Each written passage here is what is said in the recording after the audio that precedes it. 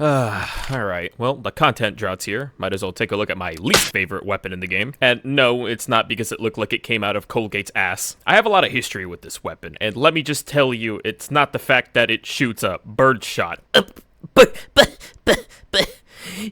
Birdshot? Hey guys, it's the Gundam Boy, and today we're gonna be taking a look at the Breaker Spray and Pray. And no, you're not drunk, and if you are, hopefully you're drunk off my merch. The history between me and this weapon goes even further back than Toxidiver being a punching bag. And let me just say, man, I really did not like this gun. The modern version of the gun is actually fine, but the past version of it, You make this shotgun so fucking bad.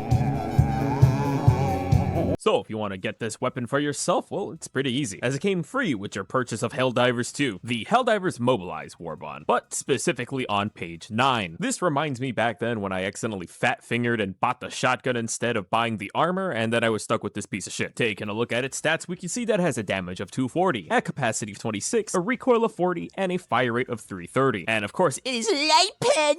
but let's take a closer look at its damage. It has a standard damage of 15 with a verse durable of 4, which means it is PP small, but you also get 16 pellets per shot. You have your standard attachments like the reflex sight, tube dot, holographics, reflex, and the iron sight everybody's gonna want. Under barrel attachments are absolutely the same as every other weapon in the game, but then there's the more important muzzles, which you have quite a variety to select from, like the duckbill, which fires in wider spreads, lining all your pellets up at a horizontal angle. Then you have the half choke, which makes it fire still like a normal shotgun. Then you have the full choke, which makes it even tighter, allowing you to condense more of your damage into one area. Then, of course, you have the drum, the short, and the extended magazine. The drum mag comes stock with this weapon, and for what that gun does, you don't really need to replace it, especially when its ergonomics are really high. I'd also recommend you put on that vertical grip so that it can help with the recoil of the shotgun, because it has a little bit of kick. And you're probably asking, duckbill muzzle or a full choke? And then I would reply with, what would you like to be better at? If you're looking for a weapon to clear massive groups of enemies in the lighter chaff category, then you will probably want to use the duckbill muzzle, as it allows you to saturate the area with pellets, letting you hit various targets. But with this spread, it does have a little bit of its own drawback. Spreading your damage across a horizontal plane means you're spreading out your damage output, which means at further distances, the shotgun could be underperforming, especially against healthier targets. But if you want to concentrate more of your damage in the middle and take out enemies more consistently, that would be the full choke option, allowing you to hit your enemies in the face with more of the pellets doing more damage, but still allowing you to kill enemies at a little bit further distance. However, I'm going to be real with you, if you want a shotgun for doing more precision damage, I want to keep the full auto, I would just use the normal breaker shotgun, which could be a better counter against the healthier chaff units in this game. However, I'd have to say the overall performance of the breaker spray and pray lies in the light chaff slayer category. And I'm sure you're wondering why this shotgun that's built for hunting small game would be going up against giant aliens in Helldivers. I'm sure someone's going, oh, but Gundam Boy, Double Freedom exists. Well, Double Freedom and things like the M90A exist on a different spectrum than the breaker spray and pray, which will definitely outperform these two shotguns when it comes to getting swarmed. One's a boomstick and the other is meant for killing the little guys. So let's talk about the playstyle of the shotgun.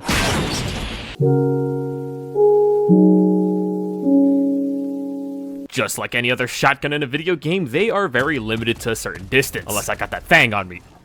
Since you guys can't read, and neither can I'll have my parrot do it. And turns out my parrot actually died.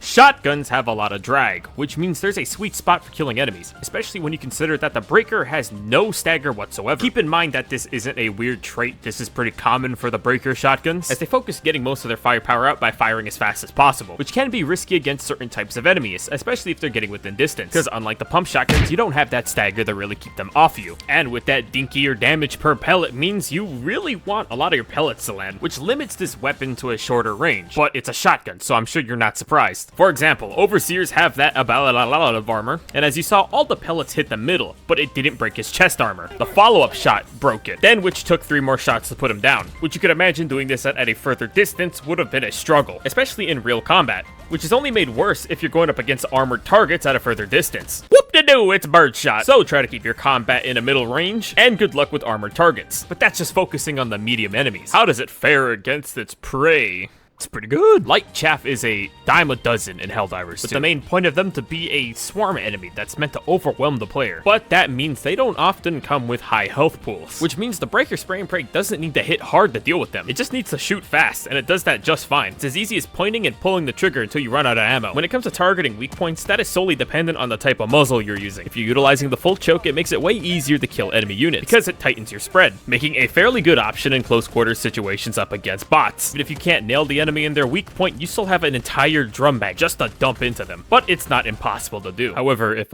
you're using the duckbill, good luck. Oh, you know what they say, accuracy through fire density. With all of that in mind, let's look at how it fares on all the fronts. I think it's pretty obvious, we all know it, the Breaker Spray and Pray slams on the Illuminate front, since their main chaff unit is voteless. If you're running something like the duckbill muzzle, all you really have to do is aim at a certain level where all their heads would be and just pull the trigger. Or the other option would be to aim low and sweep their legs out from beneath them, and let them bleed out that way. If you're using the duckbill muzzle, do keep in mind, overseers are a bit more of a threat than usual, unless you're using the full choke, as it condenses your damage into a tighter spread. Landing all your shots on an overseer point blank will still take 2 shots to break the initial of armor. However, this could be more inconsistent when you're in an actual combat engagement.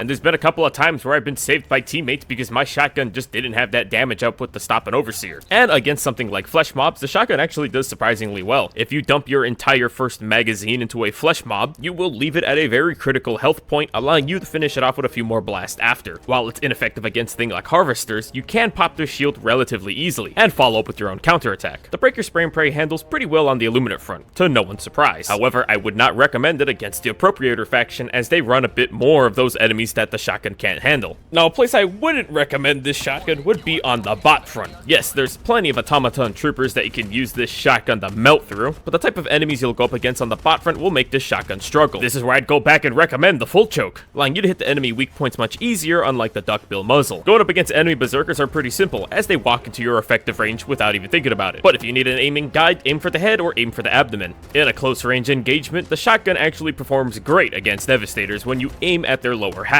but it is important to keep them under mid-range, otherwise your shotgun won't be as nearly as effective. Because I killed all the heavy devs, I'm going to use him for an example. So imagine he has a shield. You can just shoot their arm off to disable any of these devastators, and they practically can't do anything. But there is one more gimmick with the shotgun. Turns out bots don't like getting shot at. It actually affects their aim pretty badly. This is called suppressing fire. It will reduce their accuracy, but it doesn't mean you're completely immune to getting shot. But considering that most heavy devs can kill you within split second, that's pretty impressive to be able to hold that long. And because of the shotgun's naturally wide spread, it means you can hit a variety of targets, suppressing them. It can handle a lot of the enemies fairly well, except for armored scout striders. They're just a little bit more annoying. You do need to keep in mind, mid-range engagements is not good for this shotgun.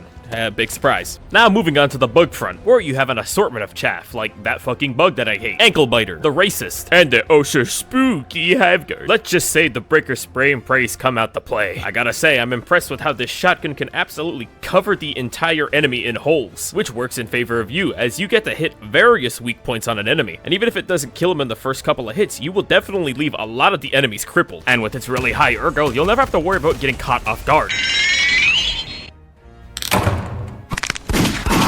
Now, facing off with Alpha Commanders can be a bit more of a challenge, as it will sink more ammo to kill them, and they are fairly durable targets, and this shotgun doesn't have a lot of durable to spare already. But fear not, this shotgun is really good at tearing them apart. Destroying the head of the Alpha Commander will often lead them to charge at you. Considering this shotgun has no way to defend itself with pushing, you should aim for the legs of them to cripple them. This will at least alleviate the pressure of being chased down by these units, allowing you to better focus on chaff. And while it's really good against unarmored targets, it is comically bad against the Bile Spear, especially in head-ons when you're trying to aim for that mouth weak point. Sure, you're shooting him in the face, but it doesn't change the fact that he's gonna spit on you. And due to the nature of this weapon, I wouldn't recommend it against the Rupture Strain or even the Predator Stalkers, because the Rupture Bugs burrow underground and the Predator Stalkers molest you from all directions. But me, I'd have to personally say this shotgun is fairly good, especially when you consider that it comes from the starting Warbond. For new players, this is a great option if you guys are just getting into the game, which can be excellent in the battlefield as long as you play around its issues. Which is funny, when I was trying to look for a loadout to build it with, I just couldn't really find anything. Not because it's bad, but because it fits so well in a lot of different loadouts. Going up against the bugs and the Illuminate, the shotgun will do just fine, with only the bots being the real struggle for it. Breaker Spray and Pray is a good example of being a simple and effective weapon. If you need something that's counter chaff, well, this gun is for you. And it's quickly become one of my favorite shotguns to visit once in a while. And ever since they added in the attachment system, it made the Breaker Spray and Pray even more versatile with that full choke. But that's the end of the video. What do you guys personally think about this Breaker Spray and Pray shotgun? It's been a gun that's been in the war for a long time, and I gotta say, it's been pretty good. But if you guys want to see more of my videos, be sure to like, comment, and subscribe, and check out some of my merch. It would be greatly appreciated. You guys have a lovely day.